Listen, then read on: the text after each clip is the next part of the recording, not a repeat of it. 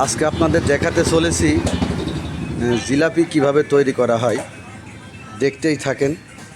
দেখেন মাশাল্লাহ, এই জিলাপি কত বছর ধরে বানাইছেন আপনি? 7-8 বছর জিলাপি বানাইছেন, তো সোজা করে বানাইনি শেখেননি?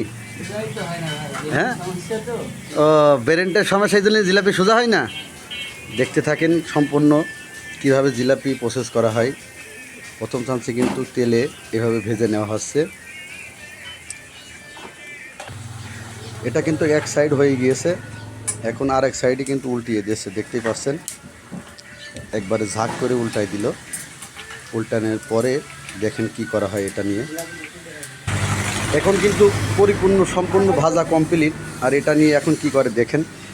এটা হচ্ছে রস, জিলাপির রস যেটাকে বলা হয়। এইভাবে কিন্তু হালকা চাপ দিয়ে কিছুক্ষণ ধরে রাখলেই রস টেনে নেবে। আর দেখতেই পাচ্ছেন জিলাপি কিন্তু পরিপূর্ণ স্বয়ং সম্পন্ন হয়ে গিয়েছে। এখন জিলাপি খাওয়ার জন্য সম্পূর্ণভাবে রেডি। ভিডিওটি ভালো লাগলে অবশ্যই শেয়ার করে দিবেন।